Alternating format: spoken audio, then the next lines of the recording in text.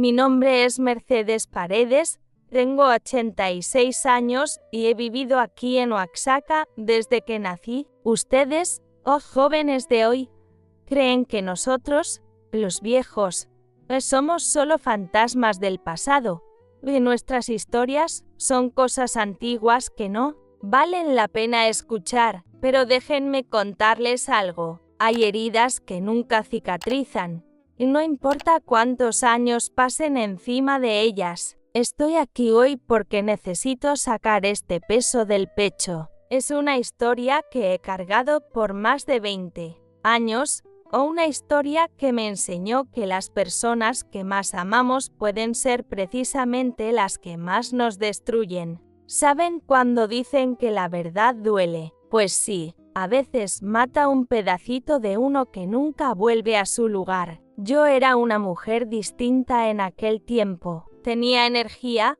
esperanza, sueños. Me levantaba todos los días creyendo que la vida era justa, que el amor protegía, que la familia era sagrada. Qué ingenuidad la mía, ¿verdad? Pero en ese entonces, yo todavía no sabía que el corazón humano puede guardar secretos capaces de destruir vidas enteras. Mi voz hoy es cansada, lo sé. Son décadas cargando un peso que nadie debería cargar. Hay días en que despierto y siento, como si hubiera pasado ayer. El olor de la traición sigue aquí, pegado a mi piel como un perfume maldito que no se quita ni con todos los baños del mundo. Ustedes que me escuchan ahora, quizá tengan hijos, quizá una familia a la que aman. Más que a su propia vida, harían cualquier cosa por ellos, ¿a poco no? Darían la sangre,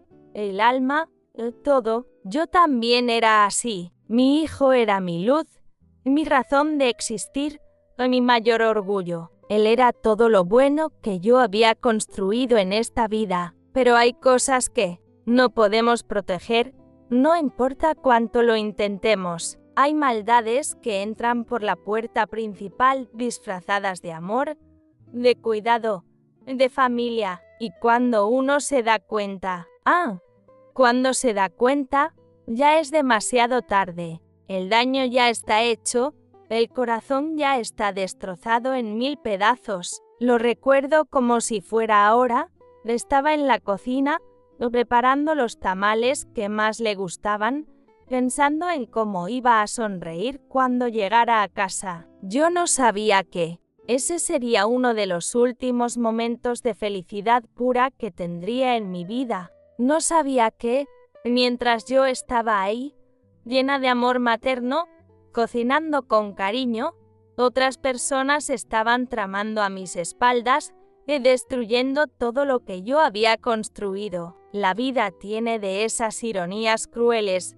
¿Saben? Una se queda ahí, inocente, cuidando, amando, protegiendo, y justo bajo nuestras narices, nuestra propia familia va tejiendo nuestra desgracia. Es como si la vida fuera un teatro y yo era la única que no sabía que estaba actuando en una obra. Todos los demás actores conocían el final trágico, menos yo. Hoy, con estas canas, con estas arrugas que son marcas de cada lágrima derramada, entiendo cosas que en aquel tiempo ni siquiera podía imaginar. Entiendo que la maldad puede disfrazarse de bondad, que la sonrisa más dulce puede esconder el veneno más amargo, que las personas que duermen a nuestro lado pueden estar soñando con nuestra destrucción. ¿Quieren saber lo que es perder un hijo? No es solo cuando muere, y no, es cuando descubres que todo lo que creías sobre él,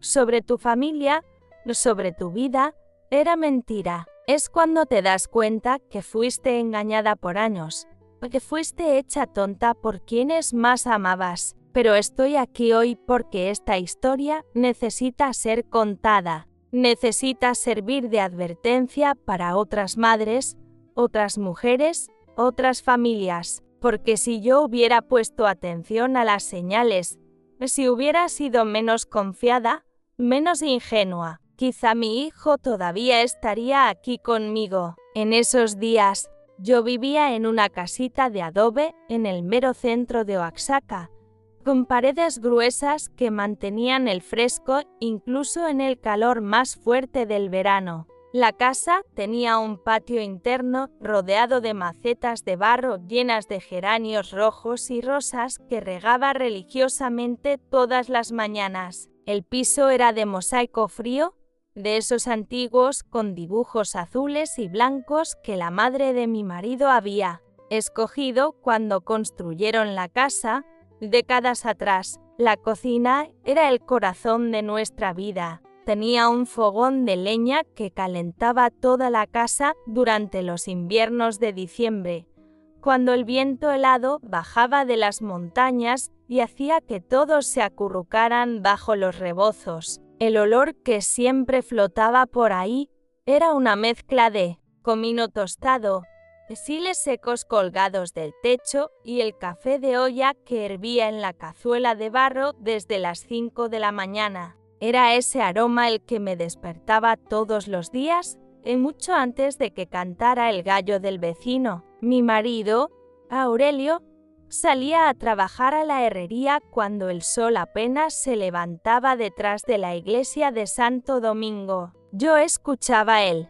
paso pesado de sus botas en el mosaico, luego el rechinido de la puerta de madera que nunca pudimos arreglar bien, y finalmente el ruido de las herramientas acomodándose en la carreta que él jalaba hasta el taller. Cuando se alejaba, me quedaba yo sola con el silencio sabroso de la mañana, interrumpido solo por el canto de los pájaros que anidaban en las jacarandas de la calle. La rutina era sagrada en nuestra casa. Después de que Aurelio salía, yo barría todo el patio con una escoba de palma, le echaba agua al piso para bajar el polvo y empezaba a preparar el desayuno que mi hijo Roberto tomaba antes de irse a la secundaria. Tenía 15 años en ese tiempo, estaba creciendo demasiado rápido para mi gusto, casi de la estatura del padre, con esa voz que a veces se oía grave y otras delgadita cuando se ponía nervioso. Las mañanas de Oaxaca tenían una luz dorada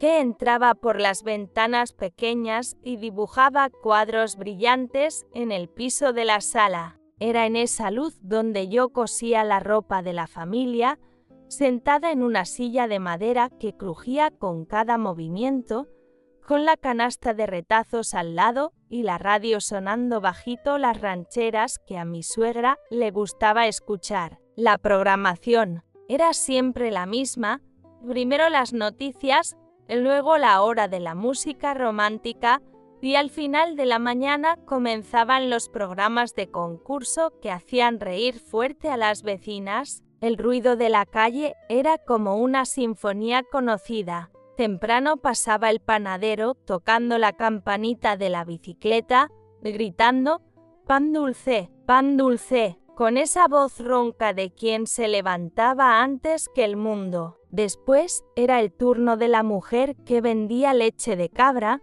con los botes, tintineando en la carreta jalada por un burro terco que se detenía en cada esquina a arrancar hojas de los árboles. A mediodía, cuando el sol pegaba más fuerte, pasaba el afilador de cuchillos, silbando una melodía que todas las amas de casa conocíamos de memoria. Nuestra casa olía a canela y piloncillo, porque yo hacía cajeta casi todos los días para vender en la feria del sábado. La cocina se volvía dulce, pegajosa, con ese vapor que subía de la cazuela de cobre y empañaba las ventanas. Roberto siempre llegaba de la escuela husmeando como perrito, buscando los pedacitos que yo le guardaba en un tazón de barro pintado con flores azules. Las tardes eran para los quehaceres pesados. Yo lavaba ropa en el lavadero del patio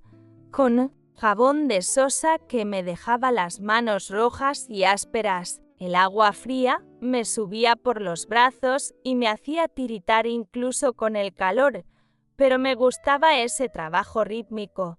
El sonido del cepillo raspando la tela, el olor limpio que quedaba. en la ropa después de bien enjabonada. Colgaba todo en el tendedero que Aurelio había amarrado entre dos jacarandas y me quedaba admirando cómo las camisas blancas de él bailaban en el viento como fantasmas felices. Cuando el sol empezaba a esconderse detrás de las montañas, pintando el cielo de naranja y rosa, era hora de preparar la cena. Yo encendía el fuego en el fogón de leña, ponía a hervir los frijoles negros con epazote y comenzaba a amasar la masa de los tamales. Las manos me quedaban pegajosas de masa, de maíz, y el vapor que subía de la olla llenaba toda la casa con ese aroma que significa hogar, familia, seguridad. Roberto llegaba de la escuela siempre con hambre de lobo, aventaba los libros en cualquier lugar y venía directo a la cocina a darme un beso en la frente. Olía a gis de pizarrón, a sudor de muchacho y a veces a tierra, porque se detenía a jugar fútbol con los amigos en el terreno baldío cerca de la escuela. Era mi momento favorito del día, cuando se sentaba en la mesa de la cocina, agarraba un pedazo de tortilla calentita y me contaba sobre las clases, los maestros, los compañeros, los sueños que tenía de graduarse y conseguir un buen trabajo. En la capital, las noches eran nuestras, después de que Aurelio volvía del trabajo, cansado y con las manos negras de óxido, los tres nos sentábamos en la salita a cenar. La mesa de madera oscura rechinaba bajo el peso de los platos hondos, llenos de frijoles,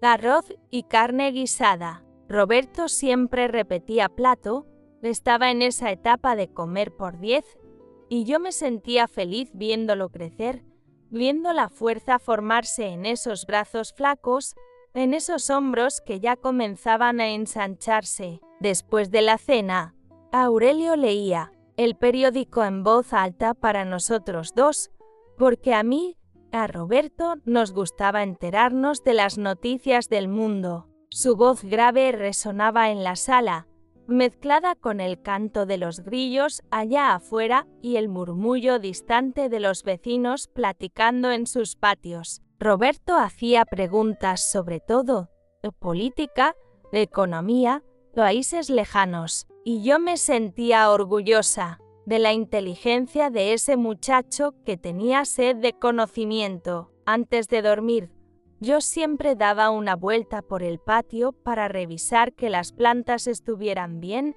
que las puertas quedaran cerradas, que todo estuviera en orden. Era en esos momentos, bajo el cielo estrellado de Oaxaca, cuando sentía una gratitud profunda por todo lo que tenía, un marido trabajador, un hijo inteligente y sano, una casa que nos protegía, comida en la mesa. No sabía, en esos instantes de paz, que tormentas se acercaban en el horizonte, que personas a las que yo amaba estaban tramando en las sombras, y que toda esa felicidad simple y verdadera estaba a punto de hacerse pedazos como vidrio en el suelo. Eran tiempos de inocencia, cuando todavía creía que el amor protegía, que la familia era un escudo contra las maldades del mundo, que bastaba con ser buena persona para que la vida fuera justa con uno. ¡Qué dulce ingenuidad la mía!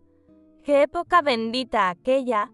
Cuando yo aún no sabía que algunas personas son capaces de sonreírte en la cara mientras te clavan el puñal por la espalda. Mi Roberto.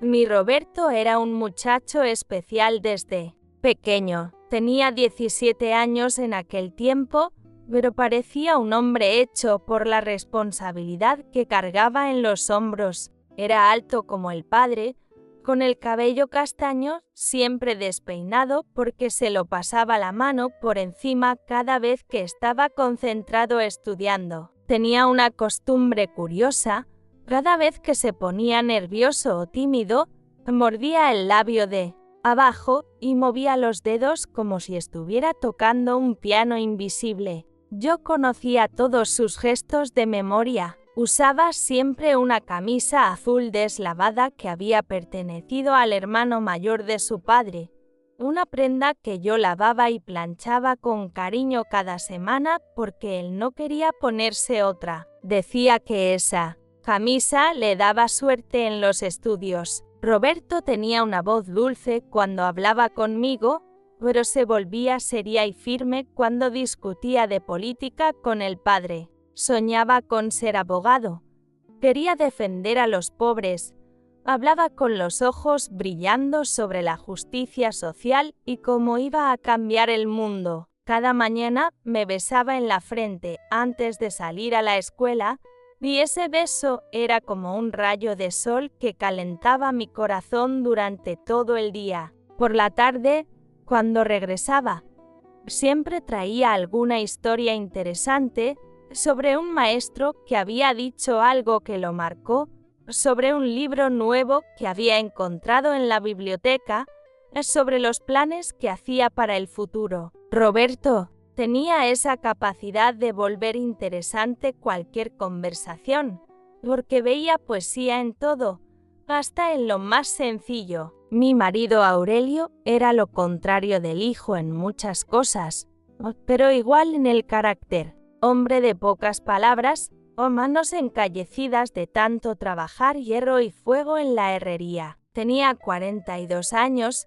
bigote canoso siempre bien recortado y una cicatriz pequeña en la barbilla de cuando era niño y se cayó de un árbol de papaya. Aurelio hablaba despacio, pensaba cada palabra antes de decirla, pero cuando abría la boca era para decir algo importante. Tenía una manera peculiar de mostrar cariño, no era de abrazos ni de besos, pero llegaba del trabajo, siempre con algo. Para mí o para Roberto, una flor que había visto en el camino, un dulce que compraba al vendedor ambulante, un pedazo de fierro trabajado que se convertía en una pequeña escultura. Sus manos eran ásperas como lija, pero sus gestos eran delicados cuando tocaba las plantas del patio o cuando componía algo roto en la casa. Aurelio tenía una risa baja y sabrosa que salía desde el fondo del pecho, sobre todo cuando Roberto contaba alguna travesura de la escuela o cuando yo peleaba con las gallinas que se metían en la cocina. Fumaba un cigarro en la terraza todas las noches después de cenar, mirando las estrellas en silencio, y yo sabía que en esos momentos estaba planeando el futuro de la familia, pensando en cómo darle una vida mejor a su hijo. Pero la persona que cambió todo en nuestra historia fue mi cuñada Esperanza, hermana menor de Aurelio, 2 años más chica que yo, con el cabello negro, siempre recogido en un chongo apretado y unos ojos que parecían dulces pero que tarde entendí que eran calculadores. Esperanza se había casado joven con un hombre violento que la abandonó cuando descubrió que no podía tener hijos. Después de eso, vino a vivir con nosotros, temporalmente, un temporal que ya duraba 5 años cuando pasó esta historia. Esperanza era bonita, eso nadie lo podía negar. Tenía la piel morena tersa, dientes blancos perfectos y una manera de arreglarse que llamaba la atención de los hombres en la calle. Siempre usaba vestidos ajustados, se perfumaba con un olor dulce a rosas que impregnaba toda la casa y tenía una risa alta y musical que hacía que todos voltearan cuando la escuchaban. Yo pensaba que conocía a mi cuñada. Creía que éramos como hermanas. Tenía la manía de tocarse el cabello cuando mentía, lo descubrí demasiado tarde. Siempre que inventaba alguna excusa para salir de la casa o cuando contaba alguna historia que no cuadraba, su mano subía automáticamente a acomodar mechones que no estaban fuera de lugar. Esperanza también acostumbraba a hablar bajito, obligando a la gente a inclinarse para escucharla, y yo pensaba que eso era timidez. ¡Qué tonta fui! Mi cuñada cocinaba bien, eso tenía que admitirlo. Hacía unos moles de chocolate que se derretían en la boca y unos tamales de dulce que Roberto adoraba. Ayudaba con los quehaceres de la casa sin quejarse, barría el patio, lavaba los trastes y todos los lunes iba conmigo al mercado a comprar los ingredientes de la semana. Platicábamos de todo, de los vecinos, de las radionovelas, de los planes para el futuro. Yo le contaba mis secretos como si fuera mi hermana de sangre. Esperanza tenía un trato especial con Roberto. Desde que era niño lo consentía, le traía dulces escondidos. Lo defendía cuando Aurelio se enojaba por las calificaciones. Roberto quería a su tía, eso era obvio. Conversaban de libros, porque ella sabía leer mejor que yo y entendía de las cosas que él estudiaba. Muchas veces los encontraba en la sala, ella ayudándolo con alguna tarea, las cabezas inclinadas sobre los cuadernos. También estaba el compadre Silvestre, amigo de infancia de Aurelio, que visitaba nuestra casa como si fuera parte de la familia. Silvestre era soltero, tenía una tienda de telas en la plaza principal y siempre traía regalos para todos nosotros cuando venía a cenar. Era un hombre alegre, contador de historias divertidas, y a Roberto le encantaba escuchar las aventuras que inventaba sobre viajes a lugares lejanos. Lo que yo no sabía era que Silvestre me miraba de una manera distinta cuando Aurelio no lo notaba.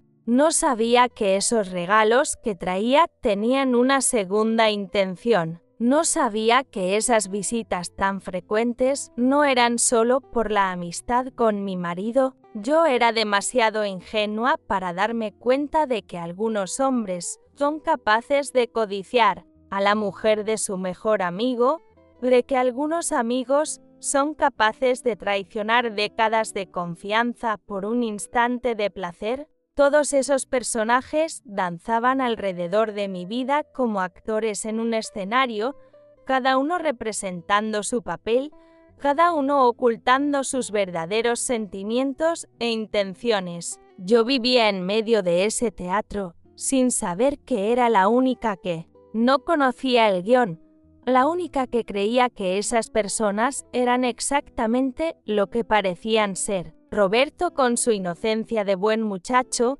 Aurelio con su bondad sencilla de hombre trabajador, Esperanza con su belleza engañosa y su corazón lleno de envidia, Silvestre con su falsa amistad y sus ojos hambrientos, todos ellos tejiendo, sin que yo me diera cuenta, la red que iba a destruirme, que iba a arrebatarme todo lo más precioso que tenía en la vida. Porque así es como llega la tragedia, no de golpe, como un rayo, sino despacio, como veneno que gotea en el agua limpia, envenenándolo todo sin que uno lo note hasta que ya es demasiado tarde para salvar nada. Fue un martes de marzo, lo recuerdo como si fuera hoy. El cielo estaba nublado desde temprano, con esas nubes pesadas que prometían lluvia pero nunca llegaba, dejando el aire sofocante e inquietante. Roberto estaba diferente esa mañana. Normalmente se levantaba tarareando,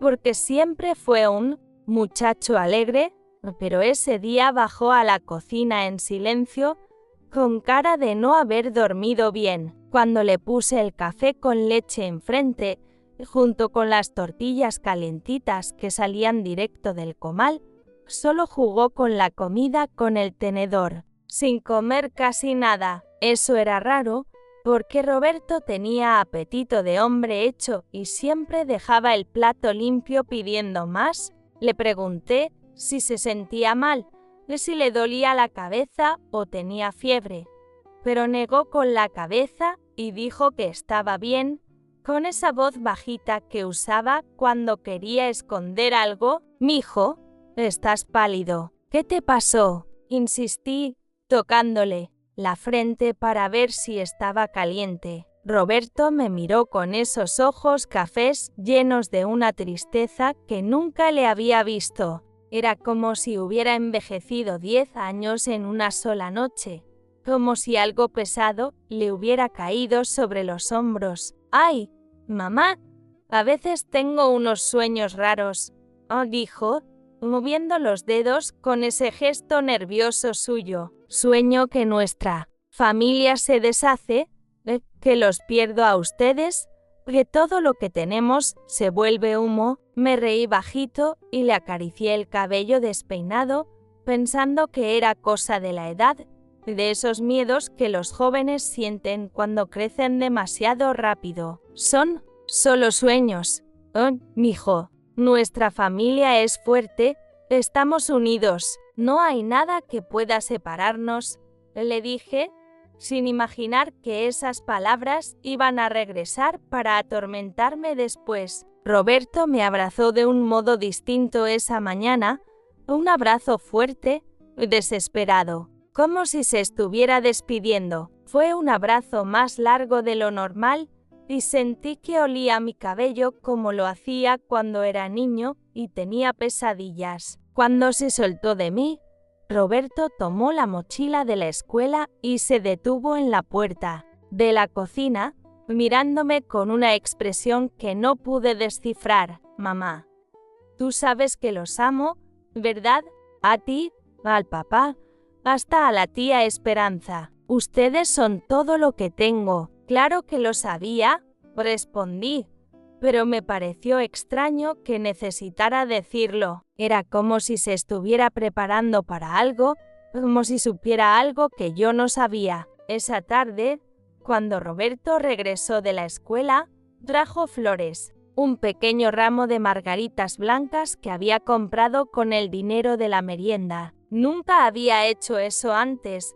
Roberto era cariñoso, pero no de gestos románticos con su madre. Dijo que había visto las flores en el puesto de Doña Carmen y que se había acordado de mí. Me emocioné, claro, pero también me confundí, porque esa necesidad repentina de agradarme. Son hermosas, mijo. Pero, ¿por qué gastaste el dinero de tu merienda?, pregunté, poniendo las flores en un florero con agua. Roberto se encogió de hombros y dijo que no tenía hambre. Otra cosa extraña, mi hijo siempre tenía hambre, sobre todo al volver de la escuela. Esperanza, que estaba en la sala bordando, hizo un comentario que en ese momento pasó desapercibido. ¡Ay, y Roberto, te estás volviendo un hombre romántico igualito a tu papá cuando era joven! La forma en que lo dijo, con una sonrisita en la esquina de la boca, debió haberme alertado, pero yo estaba tan enfocada en lo extraño del comportamiento de mi hijo que no le puse atención al tono de mi cuñada. No me di cuenta de que lo miraba de un modo distinto, con un brillo en los ojos que una tía no debería tener hacia un sobrino. Esa noche, durante la cena, Roberto permaneció callado mientras Aurelio contaba sobre su día en el taller. Normalmente, hacía 1000 preguntas. Quería saberlo todo, pero esa vez solo movía la comida en el plato y respondía con frases cortas cuando alguien intentaba hablarle. Aurelio también lo notó, porque conocía al hijo como yo, y le preguntó si había pasado algo en la escuela. ¿Todo bien, papá? Solo estoy pensando en el futuro, en lo que quiero hacer de mi vida. Roberto miró a cada uno de nosotros alrededor de la mesa, a mí, a su padre y por último a Esperanza, que estaba sentada a su lado. Fue una mirada demasiado larga, cargada de una intensidad que me hizo sentir un escalofrío en el estómago sin saber por qué. Esperanza le tocó el brazo por un segundo, un gesto rápido que podía parecer inocente. Eres muy joven para preocuparte tanto por esas cosas,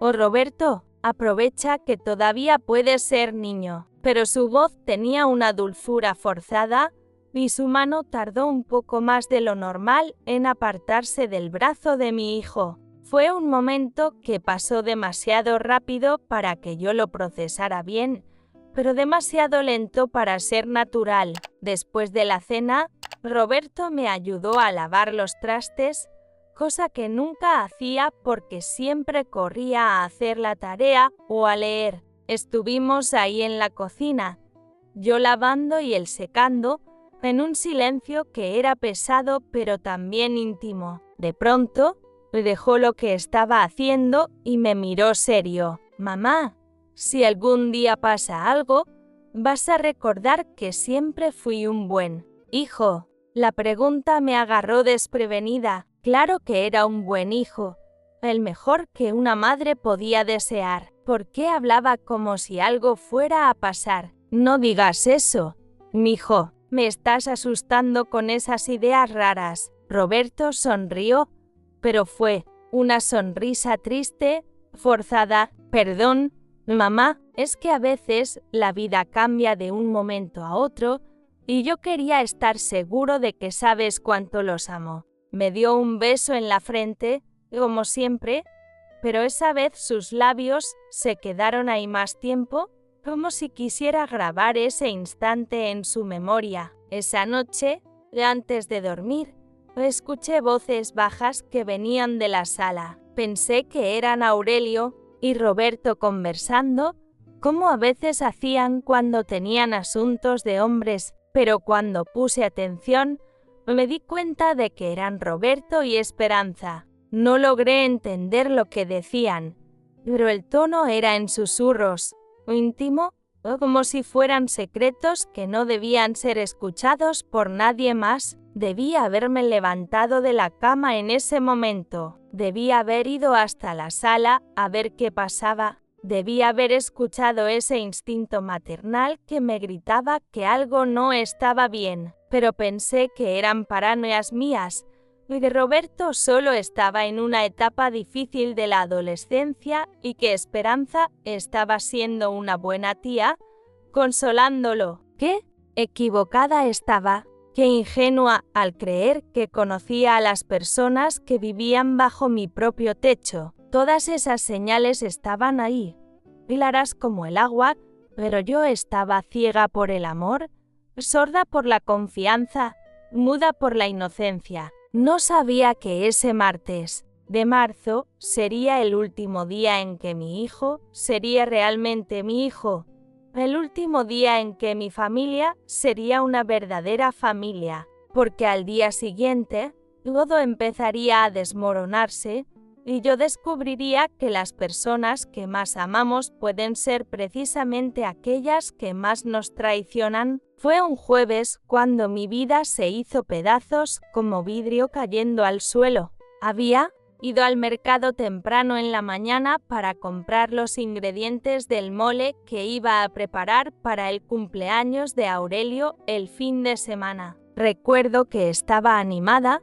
pensando en lo feliz que se pondría con la sorpresa, escogiendo los mejores chiles, los jitomates más rojos, el chocolate más aromático. Volví a casa con las bolsas pesadas y el corazón ligero, sin imaginar que iba a encontrar mi mundo al revés. La casa estaba extrañamente silenciosa cuando empujé la puerta de entrada. Roberto debería estar todavía en la escuela, pero Esperanza siempre estaba en la cocina a esa hora, preparando la comida o lavando la ropa del día anterior. La llamé, pero no hubo respuesta. Pensé que tal vez había salido a hacer algún mandado. Dejé las compras sobre la mesa de la cocina y fui a guardar mi rebozo en el cuarto. Fue cuando pasé junto a la puerta entreabierta de la habitación de Esperanza que escuché los ruidos. Primero pensé que era ella acomodando sus cosas, moviendo muebles o doblando ropa. Pero había algo distinto en esos sonidos, respiraciones agitadas, susurros, o un ruido rítmico que me revolvió el estómago. Sin entender por qué, mi mano tembló cuando empujé la puerta con cuidado. Lo que vi en ese momento quedó grabado en mi retina para siempre. Esperanza estaba recostada en la cama, el cabello extendido sobre la almohada, los ojos cerrados en una expresión que jamás le había visto, y sobre ella, entre sus piernas, estaba mi hijo, mi Roberto, mi muchacho de 17 años, al que todavía veía como un niño. Estaba haciendo con mi cuñada esas cosas que un hombre hace con una mujer. El grito que salió de mi garganta no parecía mío. Fue un sonido animal, primitivo, o como si algo se hubiera desgarrado dentro de mi pecho. Roberto se asustó y rodó a un lado, los ojos abiertos de terror al verme en la puerta. Esperanza se cubrió con la sábana, pero no antes de que yo alcanzara a ver ese cuerpo que conocía de años, a ese cuerpo que ahora estaba sucio, contaminado y profanado por la inocencia de mi hijo. Dios mío, ¿qué es esto?, grité, con las piernas flojas, el mundo girando a mi alrededor. Roberto intentó levantarse, intentó hablarme, pero las palabras salían atropelladas y sin sentido. Mamá, yo puedo explicarlo.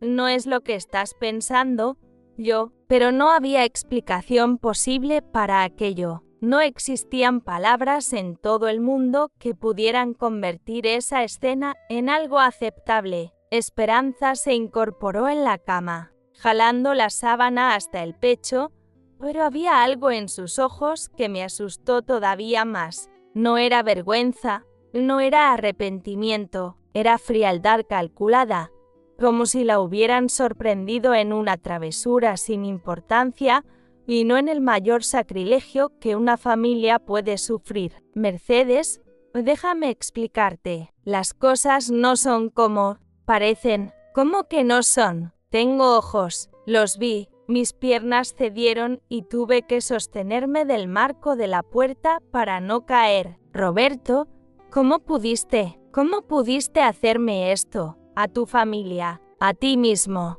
Mi hijo trataba de ponerse el pantalón, tropezando de los nervios, con las lágrimas corriendo por ese rostro joven que de repente me parecía el de un extraño. Mamá, por favor, escúchame, yo la amo. Esto no es solo lo que piensas. Nosotros nos amamos. Sus palabras fueron como puñaladas en mi corazón. Amor, ¿qué amor podía haber entre una mujer de 28 años y un muchacho que apenas dejaba la niñez? ¿Qué clase de amor era ese que destruía familias, que convertía a una tía en amante, que robaba la inocencia de un hijo? Amor, ¿tú llamas a esto amor?, grité, con el sabor amargo de la bilis subiendo por mi garganta. Ella es tu tía, es la hermana de tu padre. Esto es, no pude terminar la frase,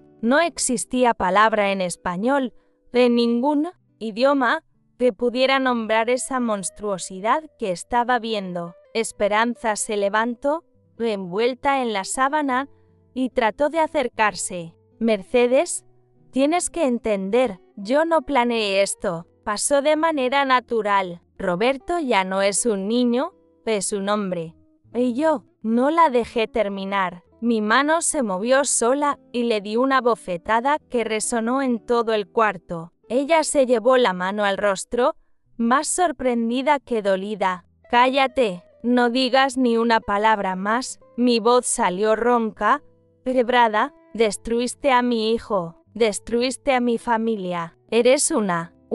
Las palabras se atoraban en mi garganta. Roberto se interpuso entre nosotras, tratando de calmarme, pero yo ya no podía verlo. Ese rostro que había besado miles de veces, esas manos que había sostenido cuando aprendía a caminar, ahora estaban contaminados, sucios, perdidos para mí. Mamá, perdóname, por favor, perdóname. Yo no quería que te enteraras así. Roberto intentó tocarme, pero yo me alejé como si me quemara. ¿Cómo podía perdonar eso? ¿Cómo podía perdonar la traición más cruel que una madre puede sufrir? No era solo el acto físico lo que me destruía, era saber que mi hijo, mi niño, había elegido eso, La había elegido a ella, había elegido traicionarme de la manera más despiadada. «No me toques, no me toques», grité,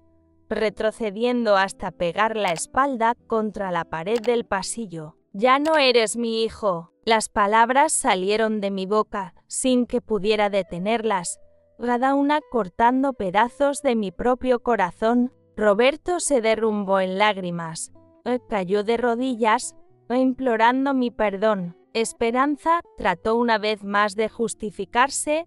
Esto empezó hace meses. Mercedes, intentamos resistir, pero el sentimiento fue más fuerte. Roberto es un hombre. Él sabe lo que quiere. Sentí una furia tan grande que la vista se me nubló en las orillas. Meses llevaba pasando esto bajo mi nariz, en mi propia casa, mientras yo cocinaba para ellos, lavaba su ropa, los cuidaba como una tonta. «Fuera, fuera de mi casa los dos», grité, señalando la puerta. «No quiero volver a verlos nunca más. Lárguense». Roberto se arrastró hacia mí, aún de rodillas, tratando de sujetar mi falda. «Mamá, por favor, no hagas esto. ¿A dónde voy a ir? Esta es mi casa. Tú eres mi madre». Pero en ese momento, al mirar a ese muchacho que ya no reconocía, que se había convertido en un extraño peligroso, ya no sentí nada. El amor había muerto en ese cuarto, en ese instante, en esa visión que me iba a perseguir toda la vida. Debiste pensarlo antes de hacer algo tan repugnante. Ahora lárgate de mi casa y no vuelvas jamás. Se fueron esa misma tarde, llevando apenas unas cuantas ropas en una maleta vieja. Roberto intentó hablarme una vez más, pero yo cerré la puerta y no contesté cuando golpeó, cuando lloró del otro lado, cuando suplicó otra oportunidad. Esperanza no dijo ni una sola palabra. Sabía que no había disculpa posible para lo que había hecho. Cuando Aurelio llegó del trabajo esa noche, encontró la casa vacía y a su esposa sentada en el suelo de la cocina, abrazando sus rodillas, llorando lágrimas que parecían no tener fin. Tuve que contarle todo, ver cómo su rostro se deshacía de dolor, ver al hombre fuerte que yo conocía convertirse en un niño perdido al enterarse de que había perdido al hijo y a la hermana el mismo día. Esa noche, en nuestra casa quedó en silencio de panteón. Ya no había risas, ya no había conversaciones en la mesa, ya no había futuro. Solo dos personas destrozadas tratando de entender cómo el amor puede transformarse en traición, cómo una familia puede romperse en cuestión de minutos, o cómo las personas que más amamos pueden causarnos las heridas más profundas.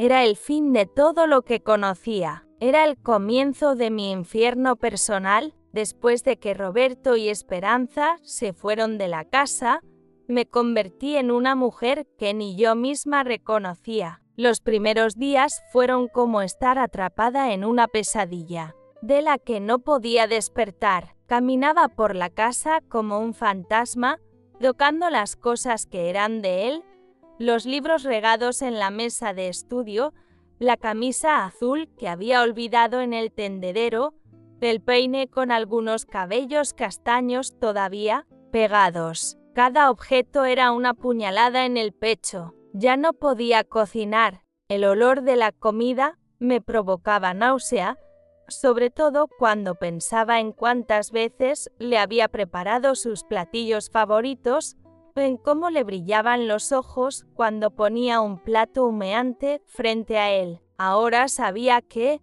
mientras yo cocinaba con amor materno, él estaba planeando cómo traicionarme, cómo destruir nuestra familia por una pasión enferma con mi propia cuñada. Aurelio intentaba consolarme.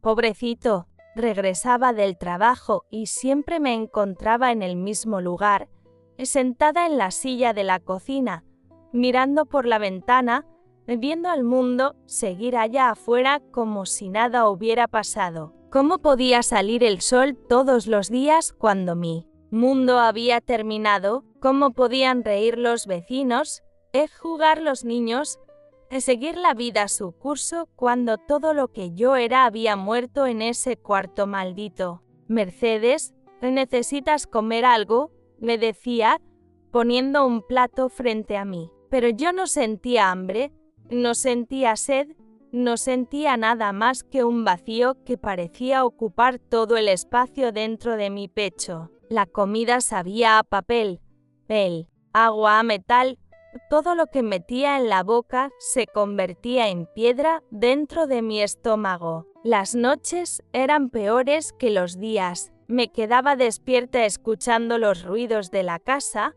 el viento golpeando las ventanas, el crujido de la madera vieja, los grillos afuera. Pero sobre todo esperaba escuchar sus pasos en el pasillo, esperaba que regresara, que me pidiera perdón, que me dijera que todo había sido una terrible pesadilla. Pero la casa permanecía en silencio, muerta, sin la energía que solo la presencia de un hijo puede traer. Dejé de salir de casa por completo. Las vecinas venían a visitarme, traían comida, hacían preguntas discretas sobre dónde estaba Roberto, si se había ido a estudiar a otra ciudad. Yo mentía e inventaba historias sobre una beca, sobre oportunidades en la capital. No podía pronunciar la verdad, no podía decir en voz alta lo que había pasado. Era como si hablar de eso lo volviera más real, más definitivo. Doña Rosario, mi vecina más cercana, empezó a preocuparse cuando notó que ya no cuidaba el jardín. Las plantas que regaba religiosamente todos los días empezaron a marchitarse.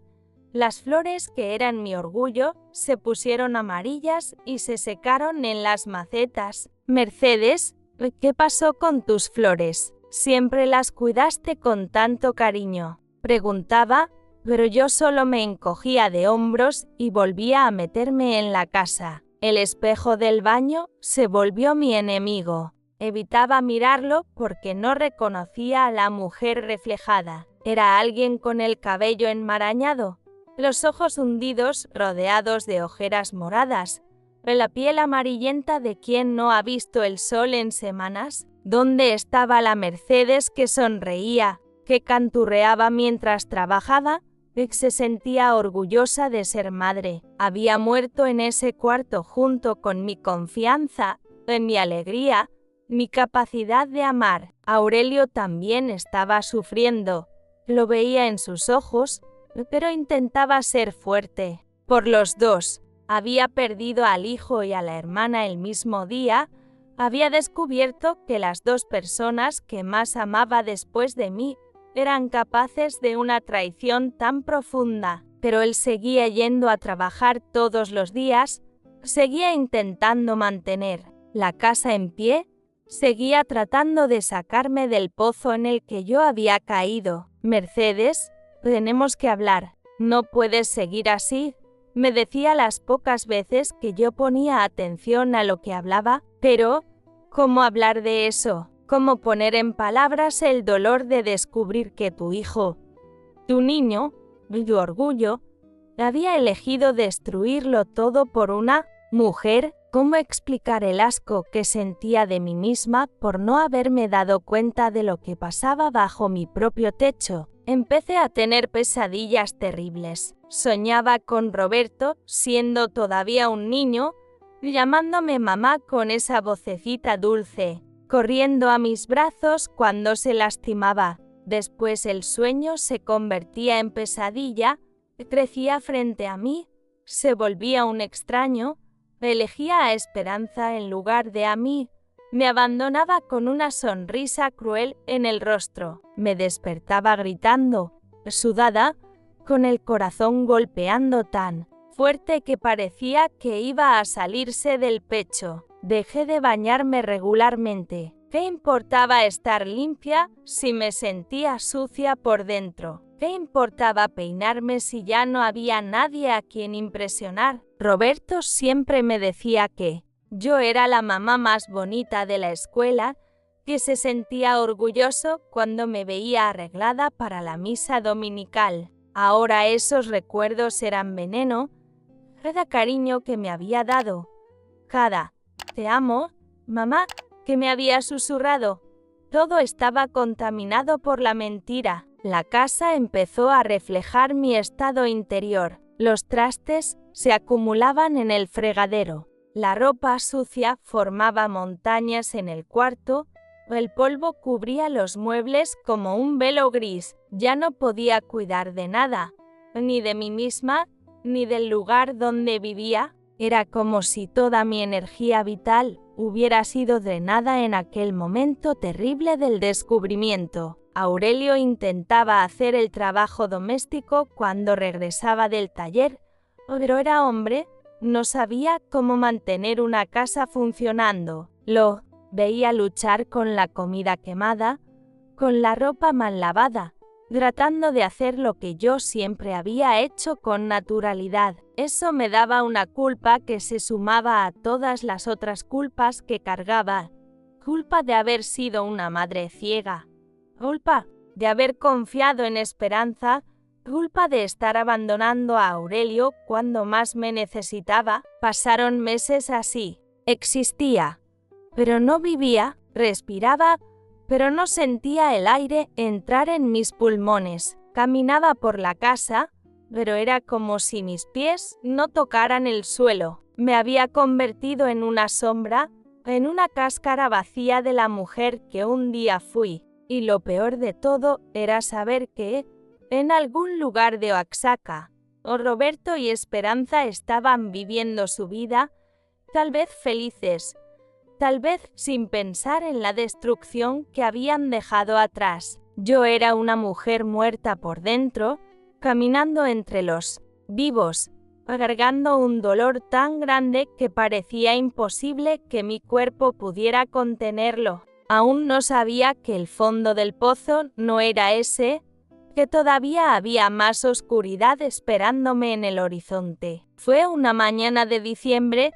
casi 8 meses después de que todo pasara, cuando encontré la carta. Aurelio había salido a trabajar, como siempre, y yo estaba en mi rutina melancólica de caminar por la casa sin rumbo, tocando objetos que ya no tenían significado. Había llovido durante la noche y el techo goteaba en varios lugares, haciendo ese ruido monótono que parecía un reloj contando los segundos de mi desgracia. Fui al cuarto de Roberto a buscar una cubeta para poner bajo la gotera más persistente. Era un cuarto que evitaba desde hacía meses, que mantenía cerrado como un mausoleo. Cuando empujé la puerta, el olor a moho y abandono me golpeó como un puñetazo. Las cortinas seguían cerradas, creando una penumbra que hacía que todo se viera aún más fantasmal. Sus libros seguían regados en la mesa, abiertos en las páginas donde había dejado de estudiar aquel día fatídico. Fue cuando me agaché para sacar la cubeta de debajo de la cama que mi mano tocó algo inesperado. Era un cuaderno viejo, de esos de primaria, escondido entre el colchón y la cabecera. Mi corazón se desbocó cuando reconocí su letra en la portada. Para mamá, solo abrir si algo me pasa. Las palabras estaban escritas con esa caligrafía cuidadosa que usaba para las cosas importantes, cada letra trazada con esmero. Me senté al borde de la cama, esa cama donde él había dormido durante 17 años, donde yo le contaba cuentos cuando era pequeño, donde lo consolaba cuando tenía pesadillas. Mis manos temblaban tanto que apenas podía abrir el cuaderno. La primera página tenía una fecha, 15 de marzo, 2 días antes de que yo descubriera todo. Se me heló la sangre al darme cuenta de que lo había escrito pocos días antes de mi descubrimiento. Querida mamá, comenzaba la carta con aquella letra que conocía mejor que la mía propia. Si estás leyendo esto, es porque ha pasado. algo terrible y no pude explicarte en persona lo que me sucedió. Sé que me vas a odiar, sé que nunca vas a poder perdonarme, pero necesito que sepas la verdad antes de juzgarme para siempre. Mis lágrimas empezaron a emborronar las palabras, pero seguí leyendo con una necesidad desesperada de entender. Todo comenzó el año pasado, cuando estaba confundido sobre mi vida, sobre quién era, sobre lo que sentía. Tía Esperanza empezó a hablarme de una forma diferente, tratándome como hombre en vez de como niño. Al principio me gustó la atención, la sensación de ser visto como adulto. Mi estómago se revolvió al leer las siguientes líneas, empezó a tocarme, de maneras que me confundían. Decía que era normal, y así es como las mujeres enseñan a los hombres sobre la vida. Yo era ignorante, mamá, no sabía que eso estaba mal. Pensaba que ella me estaba ayudando a crecer, preparándome para el mundo adulto. La carta continuaba. Cada palabra era una revelación que redefinía todo lo que yo pensaba sobre esa situación. Cuando finalmente pasó por primera vez, me sentí culpable, sucio, pero ella me decía que era nuestro secreto, que tú y papá no lo entenderían porque eran de otra generación. Decía que me amaba de una manera especial, que yo era el hombre de su vida. Mi respiración se volvió irregular, mi pecho se apretaba de dolor. Roberto continuaba, no sabía cómo parar. Mamá, ella me amenazaba, decía que si contaba algo, o inventaría que yo la había forzado, que nadie me creería porque yo era hombre. Decía que iba a destruir nuestra familia, que ustedes me iban a echar de la casa. Las palabras siguientes me hicieron derrumbarme en sollozos. Intenté resistir, juro por Dios que lo intenté, pero ella siempre encontraba la manera de chantajearme, de hacerme sentir que todo era culpa mía. Cuando salías al mercado, cuando papá estaba trabajando, ella me buscaba, me escondía, pero siempre me encontraba. Entonces entendí su comportamiento extraño en esos últimos días, la tristeza, los abrazos desesperados, las flores, las muestras repentinas de cariño. Mamá, escribo esto porque siento que no puedo más. Estoy pensando en huir de casa, en desaparecer, porque ya no puedo mirarme al espejo sin sentir asco de mí mismo. Pero antes de hacer eso, quiero que sepas que todo lo que pasó conmigo fue contra mi voluntad. La carta revelaba detalles que me destrozaban. Ella me decía que, si yo fuera un hombre de verdad, asumiría la relación, que nos iríamos juntos a otro lugar. Pero yo no quiero eso, mamá, solo quiero ser tu hijo de nuevo. Quiero que las cosas vuelvan a ser como antes de que ella hiciera esas cosas conmigo. Al final de la carta, Roberto escribió palabras que me partieron por la mitad. Si algo me pasa, si desaparezco o muero, quiero que sepas que fuiste la mejor madre del mundo, que todos los momentos felices de mi infancia fueron por tu causa, que si pudiera elegir, elegiría siempre seguir siendo tu niño y nunca haber crecido lo suficiente para que ella me notara. La última frase de la carta fue como una estaca en mi corazón. Perdóname por no haber sido lo suficientemente fuerte para proteger nuestra familia. Perdóname por haber dejado que ella me transformara en algo que no soy. Te amo más que a mi propia vida y lamento que mi debilidad haya destruido todo lo que construimos juntos. Caí al suelo, abrazada a ese cuaderno, llorando como no lo hacía desde el día del descubrimiento. Pero ahora eran lágrimas diferentes, no de traición, sino de comprensión, no de rabia, sino de dolor maternal. Mi hijo no me había traicionado, mi niño había sido víctima, manipulado, abusado por una mujer que se aprovechó de su inocencia, de la confianza que le teníamos. Me quedé allí en el suelo durante horas, releyendo la carta, entendiendo finalmente las señales que había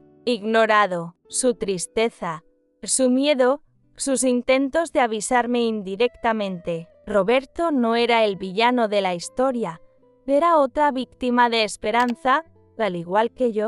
Ella había destruido 2 vidas, la de él y la mía. En ese momento, sentada en el suelo de ese cuarto abandonado, con la carta de mi hijo en las manos, entendí que tenía una elección por delante. Podía seguir muriendo de desilusión, hundiéndome en la amargura, o podía luchar por traer a mi hijo de vuelta, salvarlo de las garras de esa mujer que había manipulado su inocencia. Por primera vez en 8 meses, sentí algo más que dolor, sentí rabia, pero una rabia dirigida, enfocada en quién realmente merecía. También sentí esperanza, la esperanza de que tal vez no era demasiado tarde para salvar lo que quedaba de mi familia. Me levanté del suelo con las piernas temblorosas, pero con una determinación que no sentía desde hacía meses. Tenía que encontrar a Roberto, tenía que traerlo de vuelta a casa, tenía que decirle que entendía, que lo perdonaba, que siempre sería mi hijo, sin importar lo que hubiera pasado. En ese momento, en ese cuarto silencioso, con la carta de mi niño todavía mojada por mis lágrimas, y decidí que no dejaría que Esperanza ganara. No permitiría que destruyera por completo a mi familia. Aún había tiempo para salvar a mi hijo y lucharía por él hasta el último aliento. Era el comienzo de mi resurrección. Hoy, con 86 años y estas arrugas que son el mapa de todas las lágrimas que he derramado, puedo mirar atrás y entender cosas que en su momento parecían imposibles de comprender. Después de encontrar aquella carta, mi vida cambió de rumbo. No fue fácil, no fue rápido, pero sucedió como un milagro que solo se reconoce mucho tiempo después. Me llevó 3 semanas encontrar a Roberto, 3 semanas tocando puertas, preguntando a conocidos, siguiendo pistas falsas, durmiendo mal, comiendo poco, pero con una determinación que no sabía que aún existía dentro de mí. Cuando finalmente lo encontré, viviendo en un cuartito miserable, en las afueras de Oaxaca, trabajando de cargador en el mercado central para sobrevivir, mi corazón se rompió de nuevo. Esperanza lo había abandonado 2 meses después de salir de casa. Cuando se dio cuenta de que Roberto no tenía dinero, que era solo un niño asustado sin recursos para mantenerla, consiguió otro hombre y desapareció en la noche como la serpiente que siempre fue. Mi hijo estaba flaco,